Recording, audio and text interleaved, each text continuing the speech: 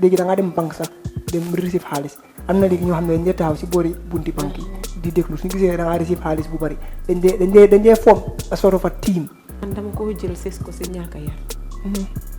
ba léegi foofu laa ko delloo bi ko ni ya jibe milika mul fa gambe jang jama ko ke banku di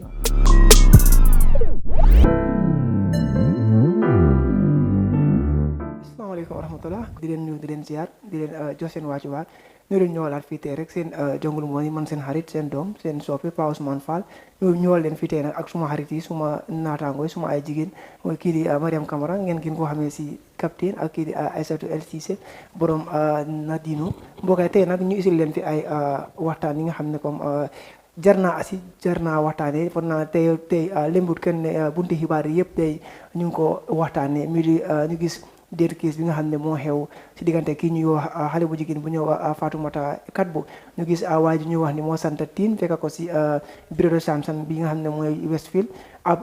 ñaan ko ndox pour jàppa according to report ñaan ko ndox pour jàppa mu duga mu songa ko buga sàcca xëy na si li nga xam ne loolu laa yëngu xale bi bañ mu dal di ko jamat bi moom noonu la faral ñàkkee ba kenam ñu gis ne tamit si kayiti xibaar yi ki nga xam ne mooy His Excellency President Adama Barrow mi nga xam ne jégal na 37 prisoners ñu bëgg a see waxtaanee gis ne tamit prisoners yooyu noonu ay jigéen bari wuñ si gis ne tamit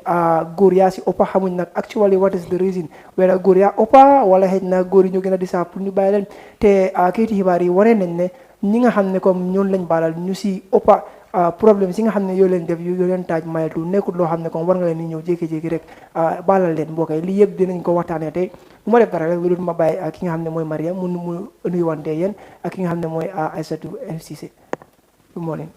Morning Pa Ousmane mbokk yi dina nuyu rek di leen wax ne man la Mariam Camara yéen a ngi seetaan Jongul online TV seen Jongul morning show la rek comme ni ko Pa Ous waxee rek defe naa ne tey topic yu mu indi topic yu important la ba léegi ma bamtuwaat rek lu ma jot a wax si soose rek mbaadi ngol mbe moo be kontoon to ni kontoon la ka fali albe Jongul online TV de jibe kan albaadi malen dorong Mariam Camara alla Jongul morning show len dorong kon ka kale nyami wati dorong aliya jeren ka topic ko le na fi nan ka kacamina bidum nin topic ko min nata wala kita ñing inmetol wala mol min soron kaso bon kono yeminu bula don be wala la ku kacala ani ñimi keta farmata kak boti wala su ngutoti do yemin fanu Westfield mam me bake be wala kacala jambi doron. Thank you very much ma'am. Assalamu alaikum badi jibe lalu ngamol be konton bake al tol annal kontola annal badi malan doron Aisha El Cissé ngamira man jarinte ngamurung ni miliyalon ko ibe mil ya mamara jarta pour ndenga muru fen kam yalon ko sansa yolfa bar mbadi ngol altu kamol jibe dro na lafta kamol so daleta molla social media handu so beto ninkera YouTube TikTok Twitter Instagram and Facebook ala baraka baka bi albe fon mo la jam yalon ko abako mayala baka. Thank you very much LCC for that succinct and immaculate introduction. Mbokay fi ngeen nga xamne anu yob rafet nga xamne yu la ñi di kii di Mariam ak LCC def te xamal nañ leen ne comme programme bi dina interesting trop because topic yi nga xam ne te yooyu lañ bëgg a waxtaanee tey seet nañ ko seetantal ko xam ne dafa important te important na si bépp doomi réew boo xam ne rek am na si loo yëngu suñ ne rey moom gis nañ ne reyante bi bari na fi trop mu nekk loo xam ne mu ngi over this top nit ñi. Recently we've also seen on the internet ñuy wax ne comme léegi da ngaa dem banque sax dem receive xaalis am na léegi ñoo xam ne dañ dee taxaw si boori bunti banque yi di déglu suñu gisee da ngaa receive xaalis bu bari dañ dee form a sort of a team xam ne ñeneen ñoo taxaw fii kon ñu laa toppa soo kii taxaw si banque bi gis ne soo génnee ak xaalis bu bari rek mu jël sa number plate bi su ko defee dafa call gaay communiquer ak gaay yow ñu toppa la obviously soo amee ak gaay xëccoo puusan pour rek yow mu nga see ñàkk sa bakkan just because of xaalis boo xam ne yow yaa xam moom xëy na tamit sax moom la ko den la yónni so mu nekk loo xam ne comme it's leading to societal degeneration it's going from bad to worse so although Gambia comme rey moom amul si dëkk bu mu dul am waaye léegi Gambia dafa ne bugg a nekk ay habit reyante yu nga xam ne dafa yomba torop ñu gis Mariam kii di Fatoumata Katbo yal na ko yàlla yërim ñu gis rey bu garaaw waaw savage spray bi nga xam ne loolu la ko gaay rey ñu def ko kooku tiitu ragalut sax def ko bébé si Friday te waa ji lu mu wax moom at the end of the day li nga xam ne mu gën a naxari nit ñi sax mooy moom kooku ko attaque kan moo la attaque pour nga rey ko Gambie amul benn jigéen buy attaque góor foogu ma ne am na man musuma gis loolu te foogu ma ne comme jigéen is capable koo xam ne mu ngi si bitikam yaa nga fa fekk mu ngi toog di liggéey nga dem nga ñaan ko ndox kooku lan la war a mun a attaquer it does not make sense. waaw su la attaquer sax da ngeen ko séewoo du just jóg noonu attaquer exactly mu nekk lu daw yaram mu nekk loo xam ne fu mu nekk nii police yi def nañ seen investigation ba pare pass nañ affaire yi si court it was firstly done at the Kanifing magistrate waaye léegi we are meant to understand ne yóbbu nañ ko sif nañ ko to the high court ne foofu la hearing bi yëpp di xewee waaye ñu gis Mariam rey bi not just this case but mu ngi xew xëy na bii moo happen si centre boo xam ne xëy na si kanam yi ñu bari la moo tax case bi am doole waaye du bii rek am na ay deet yu bari yi nga xam ne comme mu ngi xew ñu bëgg a xam actually Gambia what do you think ne moo nekk di cause dee bii nii reyante bu métti bi anyway man dama ko jël sis ko si ñàkk a yar ba léegi foofu laa ko delloo because nit ki soo amee yar am na benn level boo xam ne sa anga du fa aaga ba moo toll foo xam ne danga war a rey borom mbaa nga gis dara si nit foog ne yow soo ko reyee di nga mun a jot si lu mu yor loolu yëpp ñàkk a yar la because soo yaree sa bopp obviously yow di nga mun a reason ne kii kat su ma ko reyee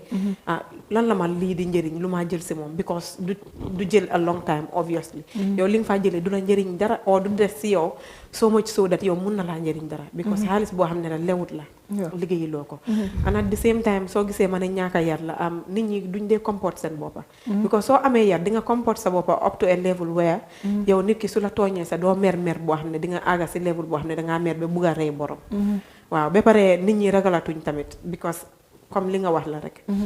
daf dee yomba too much at the end of the day daf dee nekka loo xam ne dañ ko waxtaanee ñu bàyyi ko so yow dangaa wax ne ok lii su ma ko defee maybe 1 year 2 years lañ ma jàppa su dee xew na sax ñu bàyyi ma waaye xam nga soo toogoon nga xam ne life imprisonment bi amul dara lu ma fa mun a génnee even duñ ma mun a pardon sax su ma fa duggee once maa ngi fa and there is a high possibility ne sentence suñ ma sentence to death dinañ ko execute yow dangaa moytu bu baax even soo waree rey nit sax di nga xalaataat ne lii de repercussions yi dafa métteeg man so xaaral ma bàyyi ko waaw ba pare Gambia tamit maslaha syndrome bi sonal nañu too much because da ngaa gis nit mu def dara at the end of the day man Mariam dinaa ñëw toog diw de yërëm naa ko fekk kim reyoon yow yërëmuloo kooku yërëm nga ko because maybe kooku mu ngi am dream sam mu ngi am famille bu mu war a tekkee loolu yëpp bu koot ko sot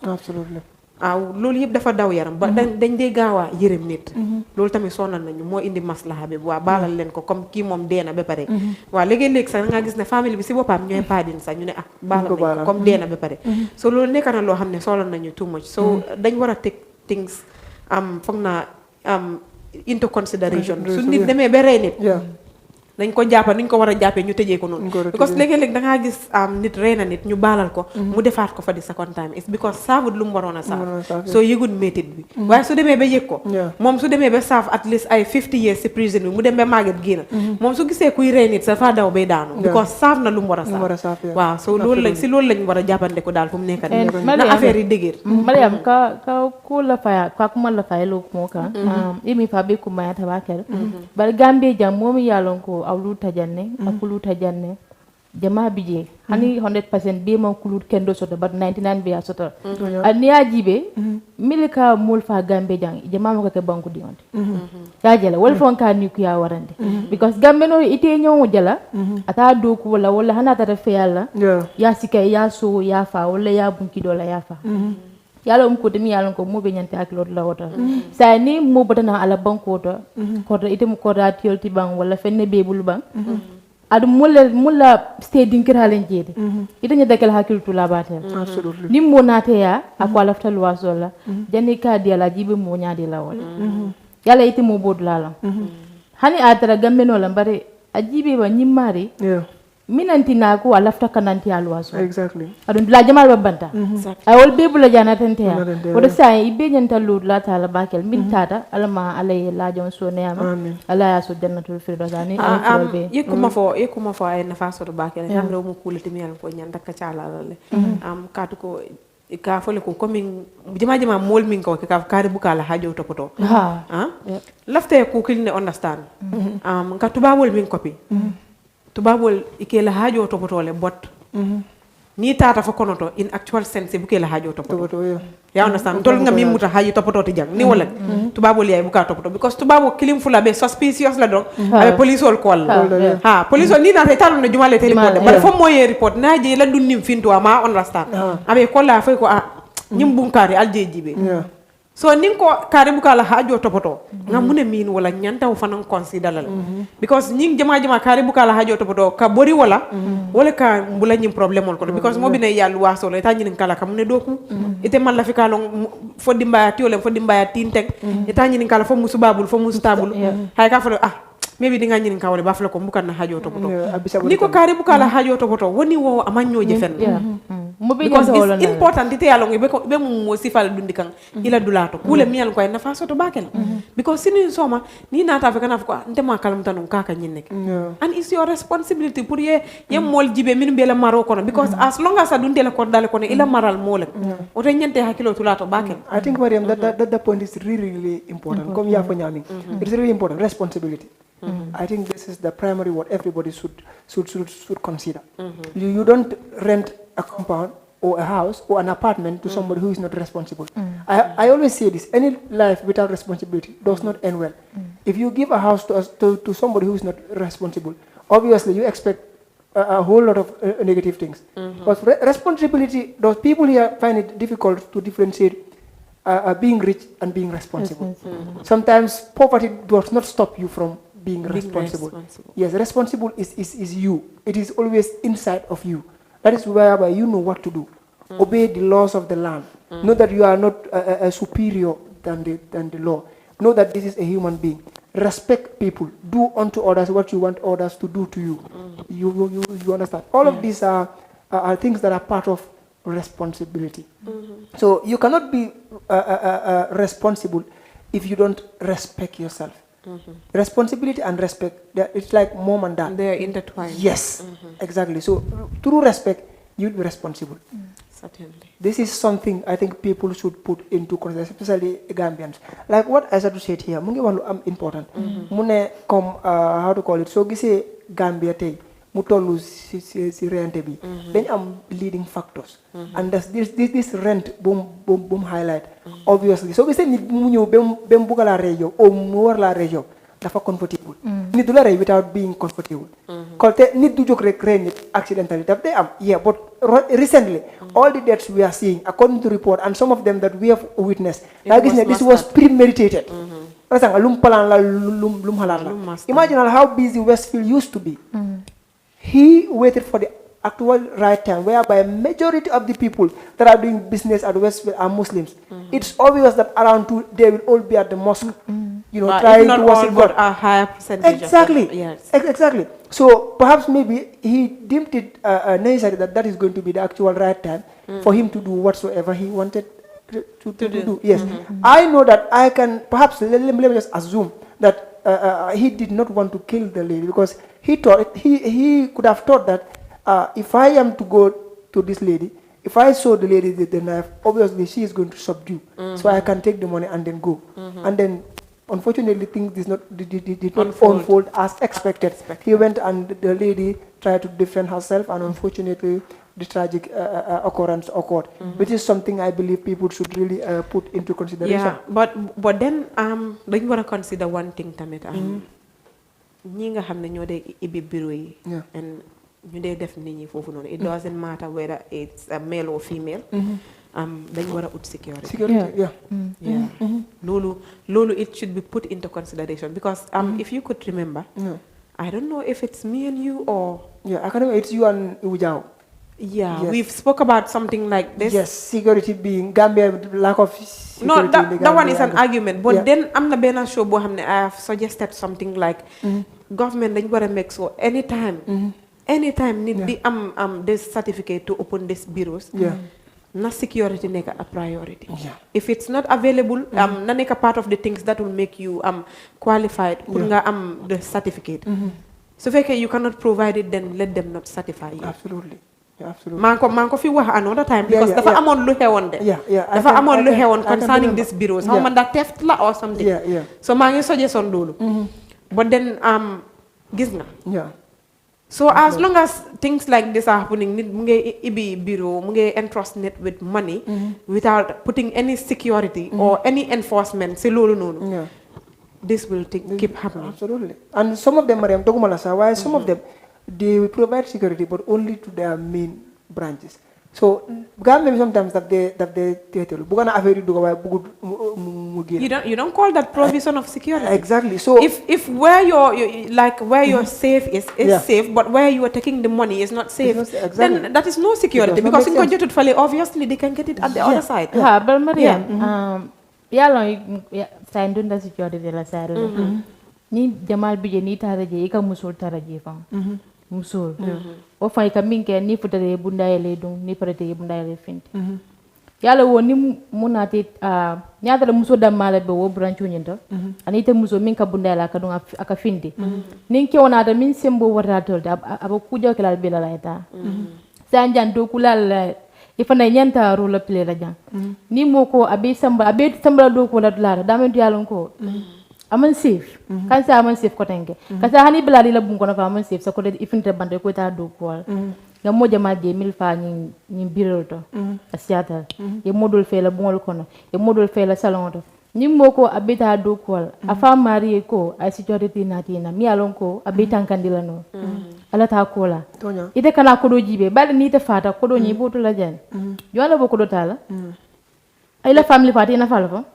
hani o ko do manke de it's not your money wo meten wo ite wo ko do ni te man ñoje fenn because ite be do ko ke kan dole so jani bite la life risk la wonde ko do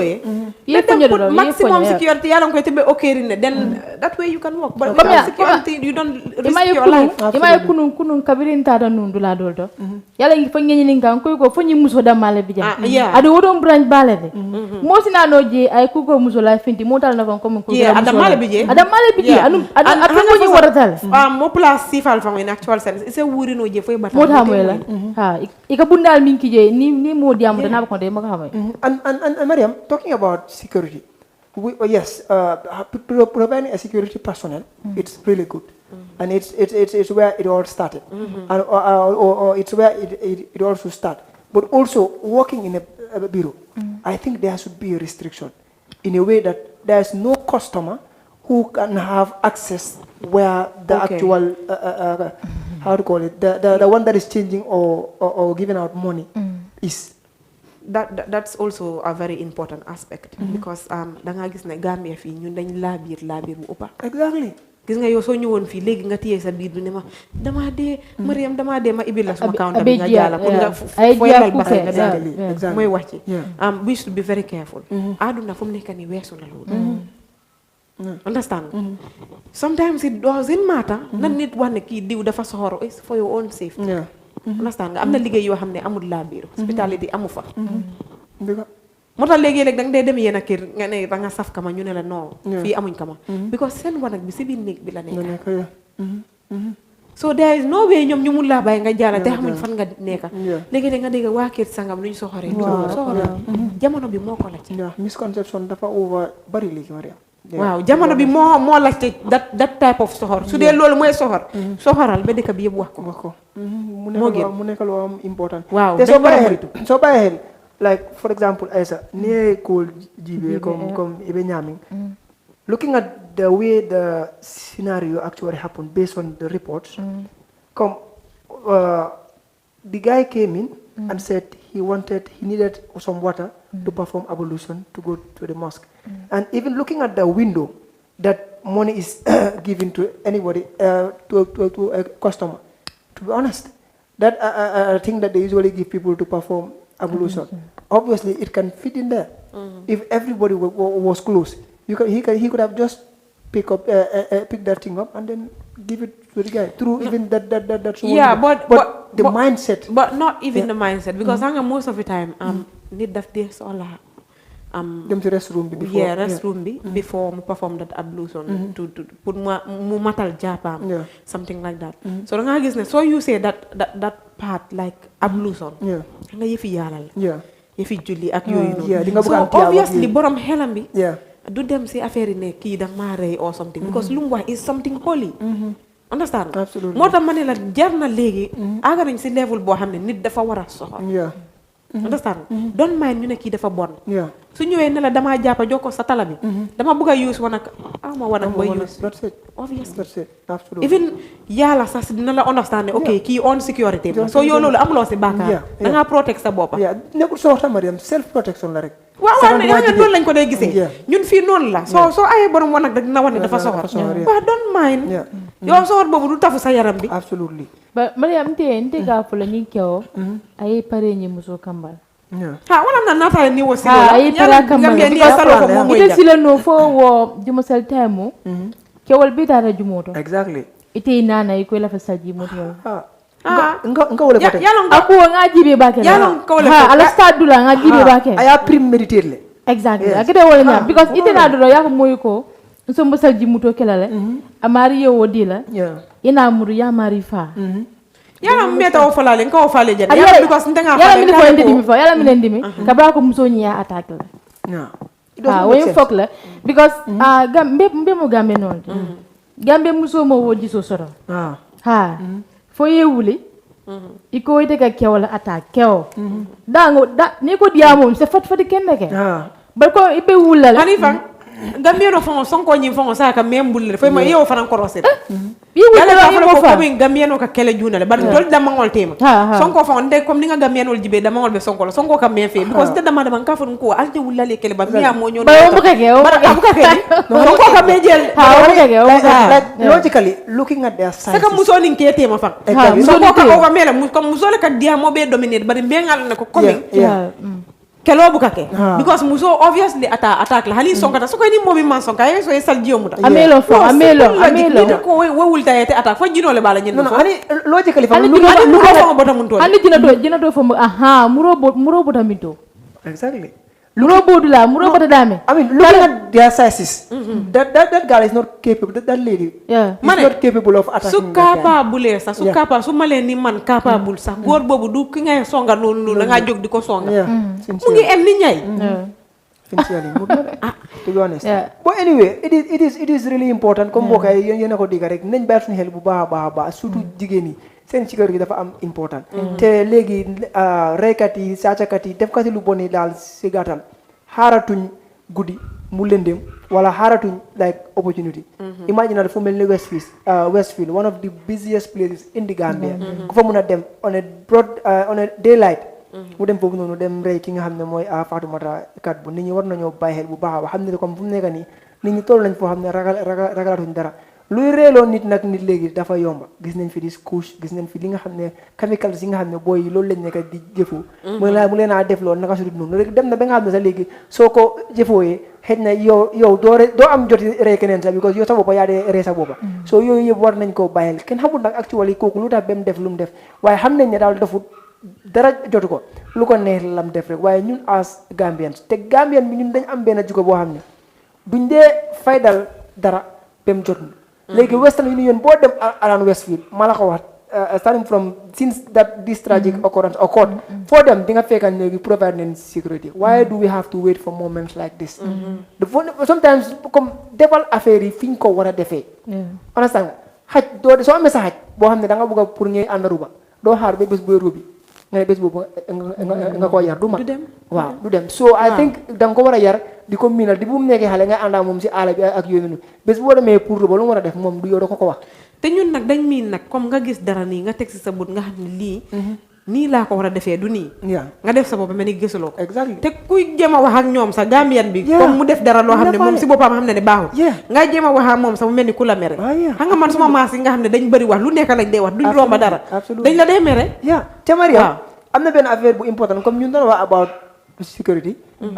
bugga naa ñu laal si waat tuuti rek balaa ñoo dem si suñu next topic bi nañ bàyyi de ok ñun nekkuñ ñoo xam ne dañoo against government wala duñ support government ñun we are always on the side of the truth exactly waaye da ngaa gis ne comme Gambian bi léegi dafa am this nag opinion Gambian saa bi comme opinionative to an extent boo xam ne comme dañ dee feel ne suñ bedroom problème si sax we should blame the government yow yaa moom sa business bu toog nga naan government bi provide security yow provide security pour yow sa loo am noonu sa Western Union it does not necessary in order to provide security government bi suy provide security soldaar mi la moo use ak police am yi waaye ñu ngi fi am ñoom jàmbaar ñoom Uncle Sam security guard ñooñu pour ñoo xam ne ñu ngay def déedéet sax security bi ñoo wax noonu sax is for the state so yow doo wax ne yow sa personal business state bi moo la secure loolu waaw foog nga ut security bu fa toog because yow soldat yooyu sax state security yi nga wax noonu dañ leen dee fay so kenn du la fayal sa security liggéeyukaay to be honest te ñooñu sax am nañ seen liggéey ñun ñu ngi garder dëkk bi ñu ngi pétrole ñu ngi def leneen ak leneen you don't expect them to come and sit at the door bi waaw ñu ne ñu obviously yow te lu ngi ñaata Westfield ñaata Western Union moo fa nekkat dafa bari bañ ko bañ ba dañ teglante understand so loolu du feewa state bi yow yaa moom business bi xaalis booy am joxuloo ko state bi yaa ngay fay tax waaye tax bi nekkul da nga ko may président bi yaa ngi ko fay pour ñu développe dëkk boo xam ne yow waa foofu nga doomi réew mi nga su dul loolu sax lañ war a xam one thing sa liggéeykat dafa am absolutely waaw te àllaaxira di nga layoog moom su fekkee yow neglect nga ko ba mu dugga si yeena yi dañ war a consider yooyu tamit because yeneen yi negligence la loo xam ne mun nga koo stop from the beginning nga bàyyi ko ba mu àgga benn façon yi mu am nekk benn façon yi anam den complain yi jóg wax yi jóg te warutoon a àgga foofu yëpp mu nekk lu am solo Mariam mil ka fo ko eka masakunda blame dafa wala nyanta security provide letter nyame te poto ko dal kon idi fon ya jibi ba fo iti ya yije siki wala polo ba jani ba folo ko masakunda wala nyanta security nate nimbi fenge te dal sokon jani masakunda ka futa asko ba dre yete badi fo konte sani de ko ka jigi masakunda la wala an yala mi fana biye nin ko masakunda juma la masakunda ngame defo mi ngame de la masakunda kadi itelen kati fa yem masa sindiji no be bare yaron security fanan abuka ke mo amanke mo kila amanke nyunu min kay uniform do wol dama na security mo be mo security la we should be vigilant comme ye kuje ma mi understand a report jannabe fu tambila bulla bandol maslaha jam fon comme pour yeta fa yemo report police wol fon e defo ko tara ke mirale at the end of the day ko molta fon dem wulol tiba I think Mariam we don't understand the separation of powers because if you look at the separation of powers we have the executive the judiciary and then the legislature and among these three organs the executive is the most powerful and we are part of that executive exactly but duñ def dara rek Mariam ñu move from the topic bi mo xamna suñ ko bëgge top tay fi lañu fanan because not just us but even people that are watching am nañ lu bari luñ wara wax ku nekk amna opinion am ku nekk amna idea am all those opinions and ideas the ones that are said and the ones that are not said are all appreciated while there is also a meeting point mu nekk fo xamne luñu wara xam moy luñ am moy Gambia luñ bokk moy Gambia luñ mom moy Gambia su sefi ñun ñëpp si Gambia su sefu kenn sefu because fii nii ñun ñëpp a bokka gis nga ki nga xam ne moom lañ reen rek mu ngi naxari ñëpp ñu bokka moom ak ñu bokkut ak moom because Gambian la so ñu bàyyi xel si loolu bu baax a baax mu am beneen topic bu am important Mariam muy gis nañ recently 30 something how to call it prisoners yi nga xam ne yooyu la président bi bàyyi wax bi bari na trop ku nekk mu ngi wax ñu ngi wax ne sax mile two soo demee si site bi nga xam ne foofu la jigéen ñi nekk jigéen ñi bari boo xam ne foogoon nañ ne next party bi nga xam ne mooy am xëy na jigéen yaa si uppa according to research according to people that have been there lu gaay dee nekk di wax understand nga suñu leen bàyyee nii comme gars yi génn si business ñoom dañ dee gis jigéen ñi ba góor yi ñoom dañ dee fàtte si seen boppa di laajte waaye xëy na jigéen ñi lan lañ dee def ñu gis ne recently I have the names here name yi nga xam ne yooyu lañ pardon ñu gis mu am ku si mel ni Pape Ibrahim Thiam Famara Seydi Kane Alpha Diallo Yankuba Ndiaye Yaya Mbalo Ousmane Balde Mamadou Camara Bamba Banja Ousmane Diallo Moussa Badiaha Sadio Camara Hamadi Kande Soko Ndiaye Aliou Bitey Balaba Mamadou Ba alias Mamadou Sané Seyba Silla Demba Camara Jogoban Diallo Alaji Modou Diallo Ndiogu Faye Khadijatou Cissé Adama Ba Ana Sané so bàyyi xel dafa mel ni comme maybe ñaari jigéen o ñetti jigéen because this Adama Sané can be anyone mun naa nekk góor mun naa nekk jigéen is a universal name so mu nekk lu xala daw yaram te we are meant to understand ne some of these people lu leen fa def mooy rapist am na ku nekk si gaay sax I forgot the actual name among them but kooku dafa rape a 4-year-old I think it's that by Papa Ibrahim Cham I mean to be honest we are not saying that they do not deserve to be pardoned because ñun ñoo dee gën a tooñ yàlla te yàlla lu ñu ko tooñ ñun suñ ko ñaanee mu baalal waaye jamono dafa toll foo xam ne nit ki mutut te dañ ko war a dimbali pour mu mut although perhaps maybe they were rehabilitated to an extent boo xam ne suñu génnee dinañ change am na ñuy change waaye taxut sax waaye am na ñoo xam ne da nga gis ne ki nga xam ne moom la rey famille bi métti bi ba léegi exactly dafa nekk si gars yi loolu du jeex sax bu ma wax ne jeexut ci ñoom du jeex ci ñoom soo defee façon yi daf dee nekk loo xam ne daf dee métti trop dafa gën a naari seen xol yi because of recent maa ngi follow some media outlets maa ngi gis ne am na ñu wax ne government spokesperson bi Sankare waaw wax na ñoo family jànq bi ñu delluwaat ne family jànq bi ñu ne ñoom waxuñoo ñoom so doo mun a xam which is which waaw because wax baa ngi bëri too much si affaire yi padin bi te orut Mariam man soo réeboon tey suma sister comme ay soto neen na sister yi and I know that the person is in mile 2 to be honest I will be at ease because I know he or she is paying for what he or she does did rather so but to be honest knowing that someone raped your sister a 4-year-old sister and then you see that person working freely it can trigger something else. For example, some people might not be able to stand it. They might do something that they would be the very ones to end up at mile 2, which the government could have prevented. You understand? Pause ko binaji la fong. Ifa ya point ni natina. Ni ko mimbe ko rape case wala momi ye mofa. Wala case manyen na kala kom nyin sivalite. Because ye mola mofa. Oba siraya ayamo yuko ye kar bulal ni defutate ya oba hawjela prate da te defa absolutely kadi yalla mul fa wala yalla mul rep yaje so ye modul bula iman ndia ma fo mul ya bari ndia iman na dol bulal because yalla ni moy koke ya mude ya bula ka fol ni nga ko renke ni ye mude ben bulal la te yaje ika mari iba mari fon encourage kane maybe nyindo ay mulare but next time aba minkela wol be siyala wat at least mini minor cases all case but nyinu major one all you don't play with things abu wala nyam adi ala min bije anu nin dobe kajala akonye the only time mo faka kwaliya hadama dingo bulu na nene make akonye bar na tata ke sinya kilili akonya ka hanyile so natara situation be wala nyama nyinu be daminte hanyitale so ite ofintini it's not safe na bulata situation kono at any time kote kate ate hakil fula soto la abakela so nyimmo sifa like there should be people mi yanko nyanta tar la komi molle nyante jibela all the time nyanta tar la bulule kono so it's not even safe kanyimmo sifal bula yetama mol kono kote anu yemi na mol fa yala ya askeno ite mari ite mu kilina fa basani ite bula wala family ko nyinte fana mba fala ada ta ate yo fa wala family fana mba fala fana mbe fala ka dum man sala bula that's the one I bol fala so sa ni ada mu kila wala fa sa fa nga fure jama soro exactly ada mino cause ye mole bula mi yalon ko imanya na bula la exactly mu nekalu am sa ari ami fane mo mi yalon ko ay mo fa ma fe bi badi wol jama bije ima deserve pour ni molester ñoka absolutely ndi ya wala bije because mentally ye fe nek fe pareda anda afi agata fenti mi yalon ko wala abo wala nyam adu wo yala ala fon ye wo follow fam mo ni ye mo fa comme ta fodro fenti je min tambi da ye mo fa kadu ye ni ya ni yo bonda bale yata hani yale ko ala ko beke adu mol ko wol fa to Gambia ni ko kare mo fa ka fuko ala sefer ko me ani bo tala la nyina mo nyanto bundi la ni sama dino la karol fay ko ni nyante jusu nyabu di lala mo le nyanta nyonko makeme ni mam mistake sa jawu jal bu jan ni sikeme fa mo jumala bul den nyonko makeme fa la masoto so ko kemo